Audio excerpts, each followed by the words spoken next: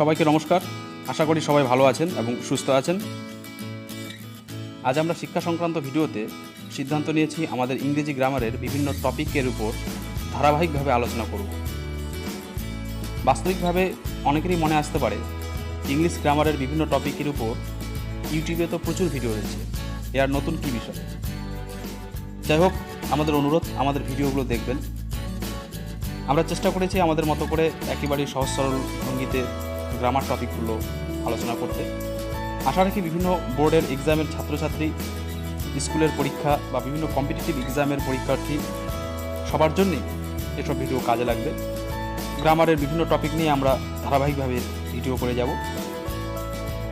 আশা রাখি আপনারা আমাদের পাশে থাকবেন। শুরু করছি আজকের আলোচনা। আমাদের আজকের বিষয় আর্টিকেলস। আলোচনা কী কী থাকবে? হোয়াট ইজ আর্টিকেলস, অর্থাৎ আর্টিকেল কি, টাইপস, ক্লাসিফিকেশন অফ আর্টিকেলস, আর্টিকেলসের শ্রেণীবিভাগ, ইউজ অফ আর্টিকেলস, আর্টিকেলসের ব্যবহার, অমিশন অফ আর্টিকেলস, অর্থাৎ কোথায় কোথায় আর্টিকেল বসে না, what is zero article, board exam, school exam বা কম্পিটিটিভ এক্সামের কোশ্চেনের প্যাটার্ন এবং এর জন্য আর্টিকেলসের টিপস এবং ট্রিক্স। সবাইকে আবারও অনুরোধ করছি, ভিডিওটি স্কিপ করে টেনে টেনে না দেখে পুরোটা দেখো। আমরা একটি ভিডিওতে আর্টিকেলসের সব প্রশ্ন ও সমস্যা দূর করার চেষ্টা করেছি। এর জন্য পার্ট 1 পার্ট 2 দরকার নেই। একটি ভিডিওর মধ্যে আর্টিকেল সম্পর্কে যাবতীয় প্রশ্ন এবং সমস্যা আমরা আলোচনা করার চেষ্টা করেছি।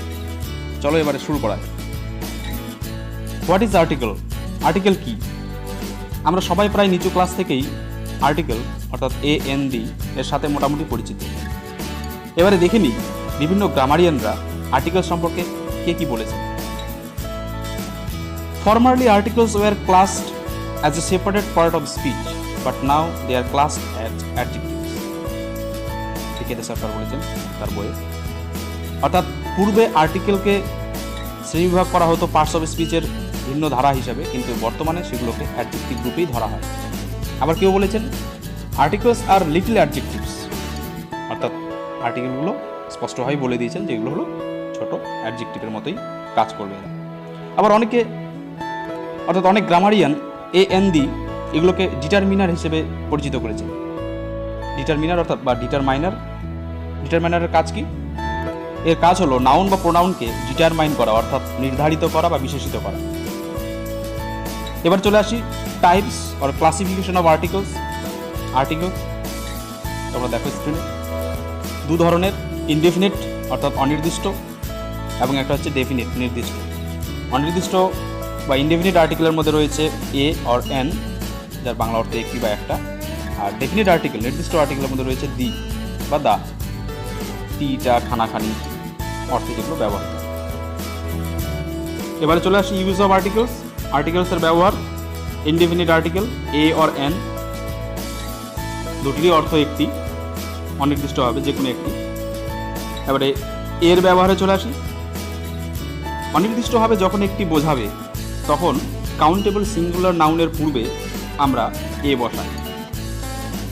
তবে এর কিছু রুলস বা নিয়ম রয়েছে।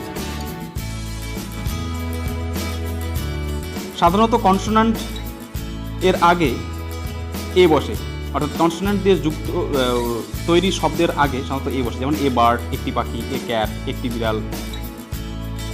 আবার শব্দের শুরুর ভাওয়েল যদি ইউ বা ওয়া এর মতো উচ্চারণ হয়, যেমন এ 1 রুপি নোট একটি 1 টাকার নোট, এ ইউরোপিয়ান একজন ইউরোপীয়। এখানে খেয়াল করে দেখো, ওয়ানের ওয়া এবং ইউরোপিয়ানের ইউ এরকম উচ্চারণ যদি হয়, তাহলে আবার ও এবং ই এখানে ভাওয়েল থাকা সত্ত্বেও এ বসেছে। এবারে চলে আসি অ্যানের ব্যবহার। অ্যান, এটির অর্থ একটি। অ্যান সাধারণত ভাওয়েল অর্থাৎ AEIOU এই 5টি ভাওয়েল, এই ভাওয়েল দ্বারা গঠিত শব্দ যদি থাকে তার সামনে সাধারণত অ্যান বসে, যেমন অ্যান আউল একটি পেঁচা, অ্যান আমব্রেলা একটি ছাতা।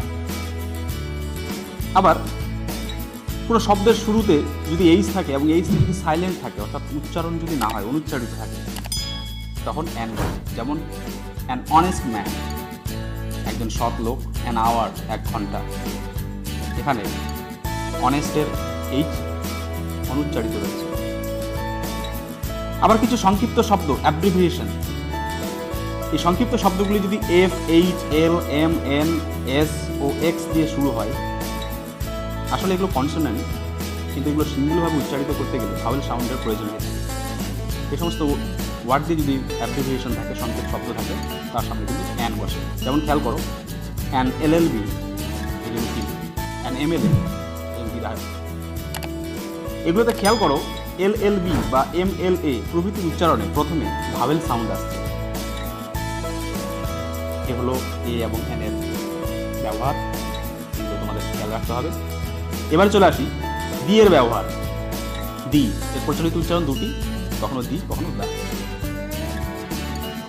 বাংলা অর্থ টিটা, খানা, খানি, অর্থাৎ বইটি, মেয়েটি প্রভৃতি এর বাংলা যদি করি, মানে শুধু দি শব্দটি বাংলা যদি করি। নির্দিষ্ট কোনো কিছু বোঝাতে, ডেফিনিটভাবে কোনো কিছু বোঝাতে আমরা দি ব্যবহার করে থাকি। সাধারণত পূর্বে কোনো পদ বা নাউনের পরিচয় যদি আমরা পেয়ে থাকি, সেক্ষেত্রে দি বসাই। যেমন বাক্য তুমি খেয়াল করো, I met an old man, আমি একটি বৃদ্ধ লোকের সাথে সাক্ষাৎ করেছিলাম। দ্য ম্যান ওয়াজ ব্লাইন্ড, লোকটি ছিল অন্ধ। যেহেতু ওল্ড ম্যান সম্পর্কে আমি আগেই বলে ফেলেছি, দ্বিতীয়বার বাক্যটি শুরুর আগে দাও, ম্যানের আগে দা বসে। একই রকম I have a pen but the pen is old, আমার একটি কলম রয়েছে কিন্তু কলমটি পুরোনো।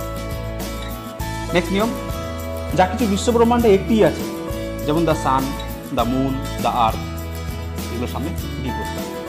নেক্সট, ধর্মগ্রন্থ বা সংবাদপত্র নামের আগে, যেমন the Ramayana, the Gita, the Telegraph প্রভৃতি। এছাড়াও নদী, সাগর, মহাসাগর, পর্বতমালা, দ্বীপপুঞ্জ, হ্রদ ইত্যাদি নামের আগে দি বসে। যেমন উদাহরণগুলো খেয়াল করো, the Brahmaputra, the Ganges, the Himalayas, the West Indies,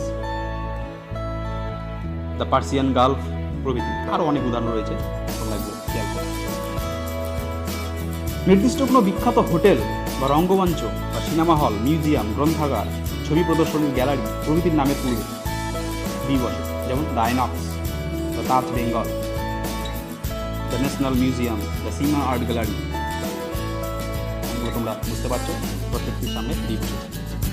আবার জাতি বোঝাতে দা ব্যবহার হয়, যেমন দ্য ফ্রেঞ্চ, ফরাসি জাতি, দ্য ব্রিটিশ, ইংরেজ জাতি।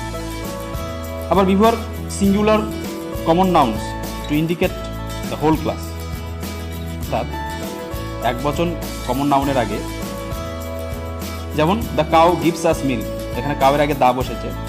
দ্য কাউ বলতে গরুটি নয়, সমগ্র গরু জাতিকে বোঝানো হয়েছে। আবার before adjective to indicate an entire class, যেমন the rich can buy, the rich বলতে এখানে ধনীটি নয়, সমগ্র ধনী জাতিটিকে বোঝানো হয়েছে। একই রকম অরণ্য, মরুভূমি প্রভৃতির নামের পূর্বে দি বসে, যেমন দ্য অ্যামাজন ফরেস্ট, দ্য থর মরুভূমি, তোমরা নাম শুনেছ। নেক্সট, জাহাজ, ট্রেন, এরোপ্লেন প্রভৃতির নামের আগে বসে, যেমন দ্য টাইটানিক, বিখ্যাত জাহাজ, দ্য রাজধানী এক্সপ্রেস, ট্রেন। ঐতিহাসিক কোনো উল্লেখযোগ্য ঘটনা বা ঐতিহাসিক প্রাসাদ বা বস্তুর নামের আগে দি বসে, যেমন দ্য ফ্রেঞ্চ রেভলিউশন, ফরাসি বিপ্লব, দ্য রেনেসা, নবজাগরণ, the Taj Mahal, the Kohinoor etcetera. আবার সমগ্র পরিবার বোঝাতে দি বসে, যেমন দ্য দত্তাস, দ্য মিত্রাস, অর্থাৎ দত্ত পরিবার, মিত্র পরিবার প্রভৃতি। আবার গুণের সাদৃশ্য বোঝাতে ব্যক্তির নামের আগে বসে, যেমন Kalidas is the Shakespeare of India, শেক্সপিয়ারের আগে দি বসেছে, অর্থাৎ কালিদাসকে ভারতের শেক্সপিয়ার হিসেবে তুলনা করা হচ্ছে। আবার কোনো দেশের বা স্থানের নামের যদি ইউনাইটেড বা ইউনিয়ন শব্দটি থাকে, সেটির আগে এস থাকে, এবং সেটি শেষে যদি এস থাকে তবে তার আগে দি বসে। যেমন খেয়াল করা উদাহরণগুলি, the United states of America, অর্থাৎ আমেরিকা কোনো পার্টিকুলার একটি দেশ নেই, কতগুলো স্টেটসের সমষ্টি, সমন্বয়। The Netherlands, the West Indies, the Sundarbans প্রভৃতি। আবার অর্ডিনাল নাম্বারের ক্ষেত্রে এ সমস্ত যখন বানান করে লেখা হয় তখন দি বসে। রোমানে লেখার ফলে কিন্তু আর্টিকেল বসে না, যেমন world war the second, second বানান করে যদি লিখি তাহলে দি বসাতে হয়। ডান দিকে যেভাবে লিখেছি ওয়ার্ল্ড ওয়ার, তারপর রোমান 2, এভাবে কিন্তু দি লাগবে। একই রকম জর্জ দ্য ফিফথ। আবার সুপারলেটিভ ডিগ্রিতে আমরা দি ব্যবহার করে থাকি অ্যাডজেক্টিভের সুপারলেটিভ ফর্মে, যেমন she is the best girl here, উদাহরণ খেয়াল করো। এবারে চলে আসি অমিশন অফ আর্টিকেলস, অর্থাৎ কোথায় কোথায় আর্টিকেল বসে না। একটা কথা এক্ষেত্রে বলে রাখি, শর্টকাট মেথড নিয়ে কিন্তু ভালো কিছু করা যায় না। সবচাইতে ভালো ফল পেতে তোমাদের অবশ্যই রুলস এবং এক্সেপশন যে ব্যতিক্রমগুলো তোমরা দেখলে সেগুলো সম্পর্কে তোমাদের কিন্তু জ্ঞান থাকা প্রয়োজন। সম্পূর্ণ ধারণা থাকলে সবচাইতে ভালো হয়। শুরু করছি অমিশন অফ আর্টিকেলস, অর্থাৎ কোথায় কোথায় আর্টিকেলস বসে না। খেয়াল করো, খুব কঠিন বিষয় নয়। এতক্ষণ যে রুলসগুলো পড়লে তোমরা জানলে AND কোথায় কোথায় ব্যতিক্রম হচ্ছে।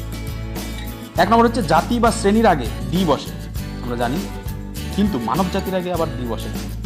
বাক্যগুলি খেয়াল করো। The cow is a domestic animal, গরু হচ্ছে গৃহপালিত প্রাণী। মানে কাউ জাতিটিকে বোঝানোর জন্য দা বসালাম, কিন্তু মানুষ মরণশীল, ম্যান ইজ মর্টাল, মানুষ জাতির সামনে কিন্তু ডি বসল না।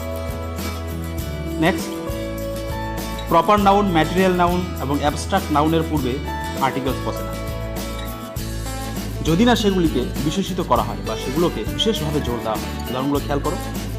Ashoka is a great emperor, Ashoka সম্রাট অশোক মহান সম্রাট ছিলেন, কিন্তু he is the kind Ashoka of the Mughal empire, Mughal সাম্রাজ্যে তিনি ছিলেন দয়ালু অশোক, অশোকের মতো। Next, Shakespeare was a great poet, Shakespeare মহান কবি ছিলেন, কিন্তু Kalidas is the Shakespeare of India, যেহেতু শেক্সপিয়ারের সামনে দিয়ে বসেছে। Gold is costly metal, gold material noun এর সামনে দিয়ে বসেনি, কিন্তু দেখো দ্য গোল্ড অফ অস্ট্রেলিয়া, অস্ট্রেলিয়ার সোনা বিখ্যাত। Mother came to rescue the baby, মা শিশুকে উদ্ধার করতে এসেছে, কিন্তু পরের দিকে দেখো the mother in her rose at the side of the distress child, এই দুর্দশাগ্রস্ত শিশুটিকে দেখে তার মধ্যে মাতৃত্ববোধ এটিকেও অ্যাবস্ট্রাক্ট। নেক্সট, বহুবচনে কমন নাউনে আর্টিকেল বসে না, যদি না সেগুলো বিশেষিত হয়, যেমন ডগস বা কুকুরা ঘেউ ঘেউ করে, কিন্তু the dogs of our manager are highly ফেরোসিয়াস, আমাদের ম্যানেজারের কুকুরগুলি খুব ভয়ানক। এখানে দেখো উদাহরণগুলো। নেক্সট, 4 নম্বর, কোনো বিল্ডিং বা কর্মক্ষেত্র বা প্রতিষ্ঠানের সামনে সেসব স্থানের সংশ্লিষ্ট কাজে গেলে আর্টিকেল বসে না, কিন্তু সেগুলোতে ঘটা কাজ ব্যতীত অন্য উদ্দেশ্যে গেলে সেগুলোর সামনে আর্টিকেল বসে। যেমন হি গোজ টু স্কুল এভরিডে, সে প্রতিদিন স্কুলে যায়, প্রত্যেকে পড়াশোনা করতে, টু লার্ন টু স্টাডি, কিন্তু he has gone to the school, এভাবে যদি আমি বলি তার মানে বুঝতে হবে যে পড়াশোনা ব্যতীত অন্য কাজে সে বিদ্যালয়ে গিয়েছে। তাহলে কখন স্কুলের সামনে দিয়ে বসলো আর কখন বসলো না, নিশ্চয়ই ফারাক রয়েছে। 5 নম্বর, অ্যান্ড দ্বারা যুক্ত একাধিক নাউন যদি একই ব্যক্তি বা বস্তুকে বোঝায় তাহলে শুধু প্রথমটির পূর্বে দি বসে, কিন্তু যদি ভিন্ন মানুষ বা বস্তুকে বোঝায় তাহলে প্রত্যেকটির পূর্বে দি বসে। উদাহরণগুলি খেয়াল করো। The principal and secretary is coming, অর্থাৎ অধ্যক্ষ এবং সম্পাদক আসছেন। এখানে দেখো দি প্রিন্সিপালের আগে দি বসেছে, কিন্তু সেক্রেটারির সামনে দি বসেনি, অর্থাৎ এটি একই ব্যক্তি। কিন্তু যদি আমি বলি the principal and the secretary are coming, এখানে কিন্তু এটা দুজন ব্যক্তি, দুজন পৃথক ব্যক্তি। নেক্সট, ভাষার নামের পূর্বে ডেফিনিট আর্টিকেলস দি সাধারণত বসে না, কিন্তু ভাষার নামের পরে যদি ল্যাঙ্গুয়েজ শব্দ থাকে তাহলে তার পূর্বে দি বসে। যেমন হি লার্নস ইংলিশ, সে ইংরেজি শেখে, কিন্তু আমি যদি বলি he learns the English language, language শব্দটি বসানোর জন্য ইংলিশের আগে দি শব্দটি বসানো হয়েছে। নেক্সট, যে সমস্ত রাস্তার নাম রোড দিয়ে শেষ হয় সেগুলোর আগে সাধারণত দি বসে, কিন্তু স্ট্রিট, স্কোয়ার ইত্যাদি দিয়ে শেষ হওয়া স্থানের নামের আগে সাধারণত আর্টিকেল বসে না। যেমন I bought the dictionary in the MG road, অর্থাৎ এমজি রোডে আমি ডিকশনারি অভিধানটি কিনেছিলাম। আবার there are many big shops in Oxford street, in Oxford street এর সামনে কিন্তু দি বসে। I met him in college street. Next, আবার সাধারণত রোগের নামের পূর্বে সাধারণত আর্টিকেল বসে না, কিন্তু বিশেষ কিছু রোগ রয়েছে, যেমন গাউট, গেটে বাত, মামস, মিজলস, বসন্ত, হাম, এগুলো, এই সমস্ত রোগগুলির পূর্বে কিন্তু দি বসে। যেমন বাক্য দুটি খেয়াল করো। Cholera or malaria or diarrhoea has broken out in our village, আমাদের গ্রামে কলেরা বা ম্যালেরিয়া প্রকাশ পেয়েছে। আবার she has been suffering from the gout, অর্থাৎ বাতের ব্যথায় সে ভুগছে, এখানে কিন্তু দি বসানো হয়েছে। আবার নেক্সট, দিন, মাস, সময়, ঋতু প্রভৃতির পূর্বে সাধারণত আর্টিকেল বসে না। উদাহরণগুলো খেয়াল করো। টুমোরো ইজ মানডে, মাসের ক্ষেত্রে March is the month of blooming flowers, কিন্তু তারিখের আগে আবার বসে, যেমন দ্য 15th আগস্ট, এখানে 15th আগস্টের সামনে বি বসে। Next season Ritu, we like spring very much. টাইমের ক্ষেত্রে I get up at dawn.